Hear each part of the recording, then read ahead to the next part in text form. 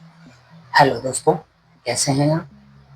क्या आपने कभी सोचा है कि दिल्ली, मुंबई, कानपुर और लखनऊ जैसे शहरों का नाम कैसे रखा गया या कैसे पड़ा? क्या ये नाम किसी राजा ने रखे थे या किसी देवी देवता के नाम पर इन्हें इनका चयन किया गया था या इनको रखा गया था? आज भी बहुत कम लोग इस बारे में जानते हैं। क्या आपको अपने शहर के नाम के बारे में जानकारी है? जी हाँ, आज मैं आपको कुछ ऐसे प्रसिद्ध भारत के 10 शहरों के बारे में बताऊंगा जिनके नाम की असली वजह क्या है। इनमें कुछ नाम इतिहास से जुड़े हैं, कुछ लोक कथाओं से और कुछ ऐसे हैं जिन पर आज भी इतिहासकारों का मतभेद है। तो वीडियो को आखिर तक जरूर देखिए। बात करते हैं वाराणसी शहर की। भारत का सबसे प्राचीन शहर वाराणसी पहले कभी काशी के नाम से प्रसिद्ध था। आज का नाम वाराणसी दो नदियों वरुणा और अस्सी से मिलकर बना है। इन दोनों नदियों के बीच बसे होने के कारण इसका नाम वाराणसी रखा गया।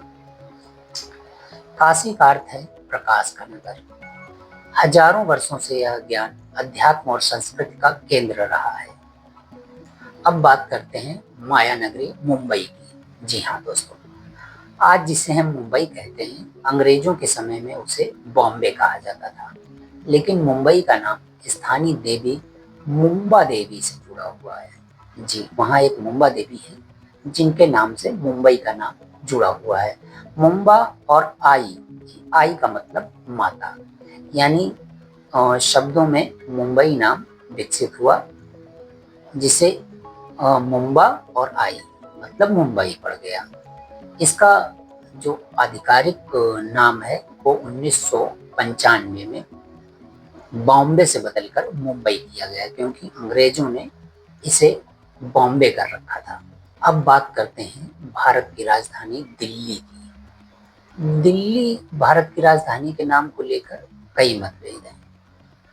एक मान्यता के अनुसार इसका नाम प्राचीन शासक राजा धिल्लू से जुड़ा था। एक राजा थे जिनका नाम धिल्लू था और उसी के आधार पर इसे दिल्ली कहा गया। दूसरे इतिहासकार मानते हैं कि इसका संबंध किसी पुराने शब्द या भूगोल से हो सकता है। यही कारण है कि दिल्ली के नाम की उत्पत्ति आज भी इतिहास के लिए रोचक पहेलियों में से एक मानी जाती है। कोलकाता की बात करें, पश्चिम बंगाल की राजधानी कोलकाता पहले कलकत्ता कहलाती थी। एक प्रसिद्ध मत के अनुसार इसका नाम कालीकाता नामक गांव से निकला है। कालीकाता नामक गांव। जी हाँ दोस्तों, कुछ इतिहासकार इसे काली घाटी और देवी काली से भी जोड़ते हैं। आज भी इस विषय पर अलग अलग ऐतिहासिक मत मौजूद हैं जो इसके नाम की पुष्टि करते हैं। अब हम बात करेंगे राजस्थान की राजधानी जयपुर की। जयपुर की स्थापना 1727 में महाराजा सवाई जयसिंह द्वितीय ने की थी। इसीलिए इस शहर का नाम जयपुर पड़ गया। जयपुर को बाद में गुलाबी रंग के कलर से पेंट कर दिया गया और इसके सारे परकोटे गुलाबी कर दिए गए, जो पुराना जयपुर बसा है। इसलिए इसको पिंक सिटी कहा जाने लगा और यह पूरी दुनिया में पिंक सिटी के नाम से ही मशहूर हो गया। अब हम बात करते हैं उत्तर प्रदेश की राजधानी लखनऊ की। उत्तर प्रदेश की राजधानी लखनऊ का पुराना नाम लक्ष्मणपुर या लखनपुर माना जाता है। कहा जाता है कि भगवान राम ने यह क्षेत्र अपने अनुज लक्ष्मण को दे दिया था। हालांकि इतिहासकार इस विषय पर पूरी तरह एकमत नहीं है, लेकिन यह मान्यता इतनी ज्यादा लोकप्रिय है कि लोग इसे प्रचलित में ले आए हैं और लोग इसी पर विश्वास करते हैं। अब हम बात करते हैं चमड़ा नगरी कानपुर की। कानपुर का नाम सबसे विवादित और कई मतों से भरा है। कुछ लोग इसे कानपुर यानी भगवान कृष्ण के नाम से जोड़ते हैं। कुछ लोग कान्हापुर भी कहते हैं। कुछ इतिहासकार इसे खानपुर कहते हैं क्योंकि मुगलों ने इसका नाम खानपुर कर दिया था, तो उस आधार पर भी इसे कानपुर माना जाता है। लेकिन जब अंग्रेज आए तो उन्होंने इसका नाम उनके उच्चारण के कारण कमिनपुर कर दिया, जो बाद में फिर उनके जाने के बाद कानपुर के नाम से प्रसिद्ध हो गया। यही कारण है कि कानपुर के नाम की कहानी आज भी इतिहासकारों के बीच चर्चा का विषय बनी हुई है। अब बात करते हैं हैदराबाद की। कहा जाता है कि इस शहर का नाम, जो पुराना नाम है, वो भाग्यनगर था। बाद में इसका नाम हैदर महल से जोड़ दिया गया। यहाँ जो हैदर महल बना हुआ है उससे इसका नाम जोड़ दिया गया और ये हैदराबाद कहलाने लगा।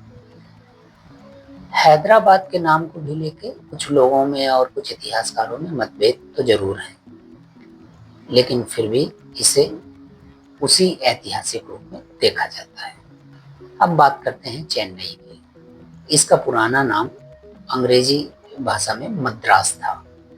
माना जाता है कि इसका आधुनिक नाम चेन्नापट्टनम नामक बस्ती से लिया गया। 1996 में आधिकारिक रूप से इसे मद्रास से बदलकर चेन्नई के नाम की पुष्टि की गई। अब हम बात करते हैं बेंगलुरु की। उबली हुई फलियों का शहर। जी हाँ दोस्तों, ये आपको थोड़ा दिलचस्प लगेगा। इसे उबली हुई फलियों का शहर माना जाता है। एक मान्यता है कि एक बार एक राजा रास्ता भटक गए थे और वो बेंगलुरु पहुंच गए। वहां एक बुजुर्ग महिला ने उन्हें खाने के लिए उबली हुई फलियां दी। अब ये प्रचलन में आ गया कि भाई वो उबली हुई फलियों का गांव है, इसीलिए इसको स्थानीय भाषा में बेंदा कालू उरू, जी, बेंदा कालू उरू यानी उबली हुई फलियों का गांव। समय के साथ साथ इसे बेंगलुरु कहा जाने लगा। तो दोस्तों, आपने देखा कि किसी शहर का नाम केवल एक शब्द नहीं होता, उसके पीछे छिपे होते हैं हजारों वर्षों का इतिहास। उसके पीछे होती है हमारी सांस्कृतिक धरोहर, हमारी संस्कृति, राजाओं की कहानियां, लोक कथाएं और बदलते समय की पहचान। इनमें से कौन सी कहानी आपको सबसे ज्यादा रोचक लगी? अपना जवाब कमेंट में जरूर लिखें। अगर आपको ऐसी तथ्यपरक दिलचस्प वीडियो पसंद आती है और आप और देखना चाहते हैं तो हमारे चैनल को सब्सक्राइब करें, वीडियो को लाइक करें और आप क्या और देखना चाहते हैं ये भी जरूर बताएं और हमारे वीडियो को अपने दोस्तों के साथ शेयर करें। धन्यवाद।